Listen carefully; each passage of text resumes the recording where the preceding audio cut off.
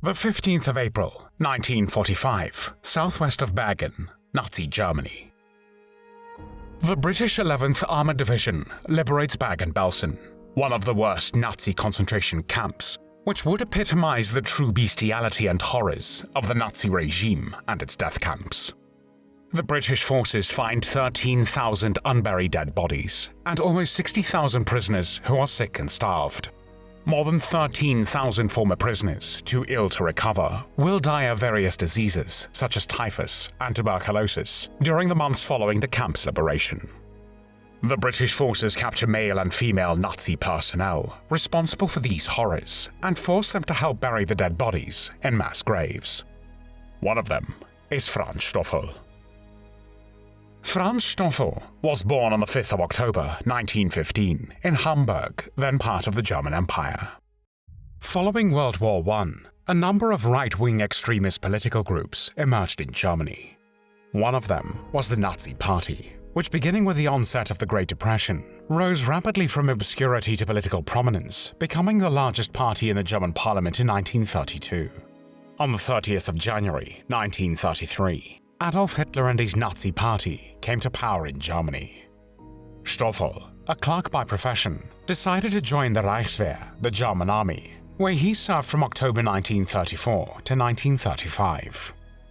In April 1936, he volunteered for the SS because he wanted to become a professional soldier.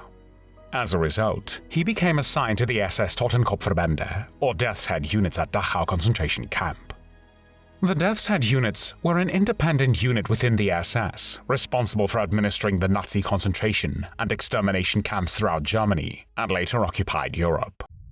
The units were trained to conduct themselves with strict discipline and cruelty, and to view the prisoners under their guard as enemies of the state, who should be destroyed if possible.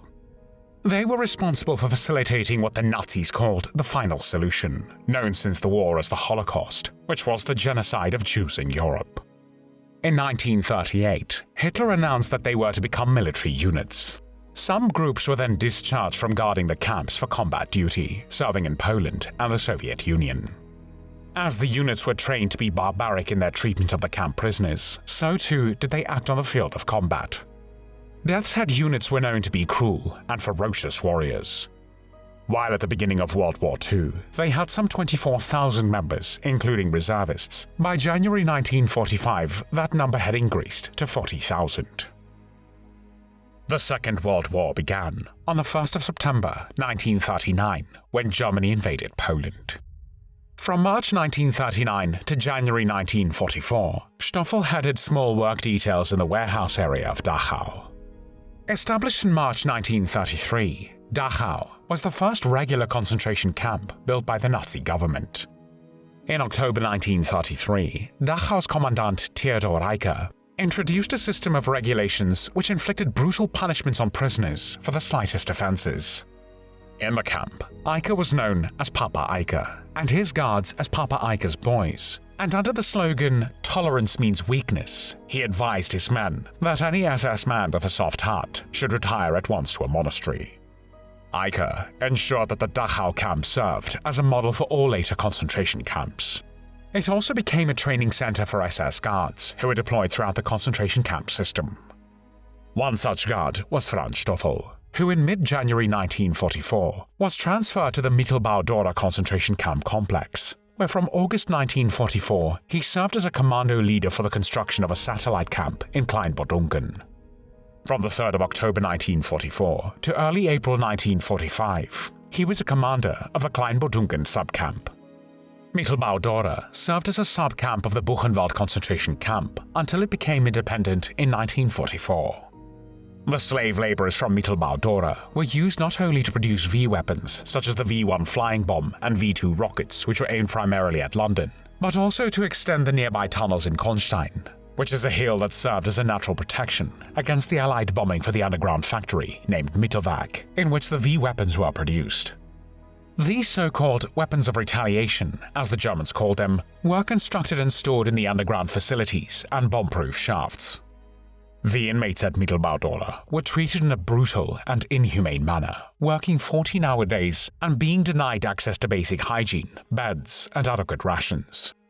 Prisoners too weak or ill to work were sent to Auschwitz-Birkenau or Mauthausen to be killed. The inmates were subjected to extreme cruelty, and as a result, they often suffered injuries, including permanent disability, disfigurement, and death. Severe beatings were routine, as was deliberate starvation, torture, and summary executions. In many cases, the prisoners were compelled to hang other prisoners under penalty of execution if they failed to cooperate.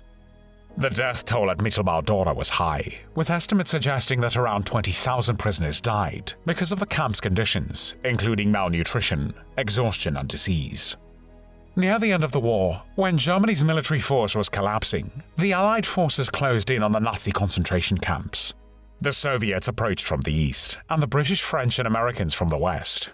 The Germans began frantically to move the prisoners out of the camps near the front and take them to be used as forced laborers in camps inside Germany.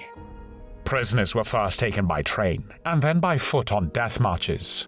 Prisoners were forced to march long distances in bitter cold with little or no food, water, or rest. Those who could not keep up were shot. When US troops appeared poised to capture Mittelbau-Dora and its surrounding areas in April 1945, the evacuation of the camp was ordered.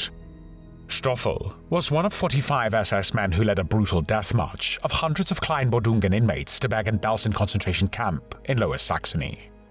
The march started on the 5th of April, 1945, when 610 prisoners were forced to march in wooden shoes for days, till they reached Bergen-Belsen on the 11th of April. During the journey, the SS conducted numerous summary executions of prisoners who attempted to escape or otherwise slow the progress of the march. One group of prisoners was forced to march towards the town of Gardelegen, located in northeastern Germany, where a large barn and several nearby buildings were prepared as a makeshift prison. On the 13th of April 1945, there were some 4,000 prisoners in the Gardelegen area, who had arrived a few days earlier from Mittelbau-Dora, its satellite camps, and from the Neuengamme subcamp Hannover-Stärken. There, they had to deboard from freight cars because the trains could not advance any further due to air raid damage to the rail lines. More than 1,000 prisoners, many of them sick and too weak to march any further, were taken from the town of Gardelegen to a large barn on one of the local estates and forced inside the building. They were locked inside the barn, which was then doused with gasoline and set on fire. 1,016 inmates were burned alive, suffocated, or shot by the SS as they tried in desperation to escape by digging under the barn's walls. When on the following day, the US Army entered Gardelegen, they were horrified. Dead bodies were everywhere, while the barn was still smoldering. Although Stofel did not participate in the executions during the death march directly, he delegated this task to his deputy, Wilhelm Dörr.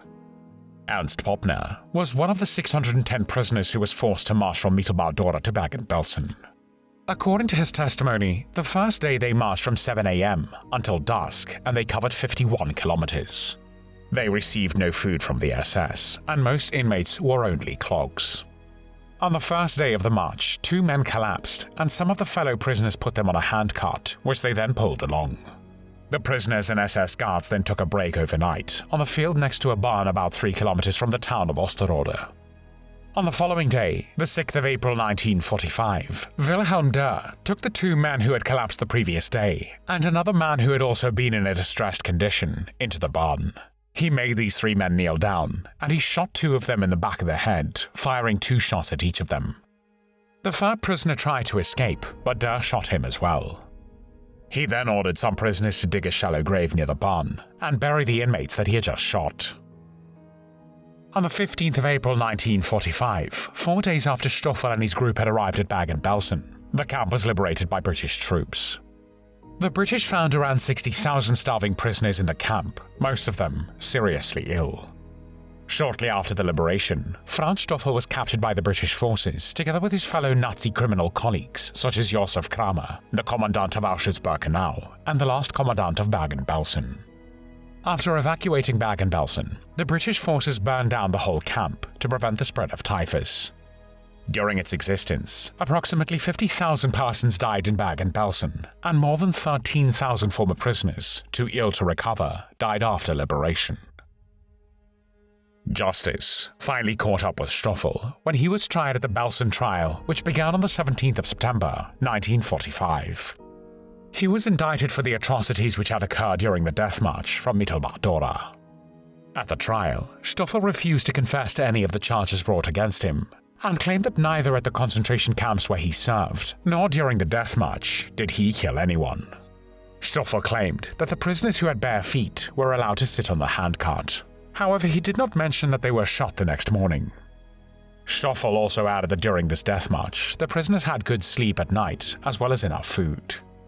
What was, according to Stofel, enough food consisted of coffee in the morning and 500 grams of bread, and 40 grams either of sausage or cheese during the day. However, those who were lucky enough to survive had different recollections of how much food they received, and the hot meal in the evening which Stofel also mentioned was never the case. On the 17th of November, 1945, the British military tribunal sentenced Franz Stofel to death by hanging. He was 30 years old when the British executioner Albert Pierrepoint carried out the sentence on the 13th of December, 1945. There were no tears shed for Franz Stofel.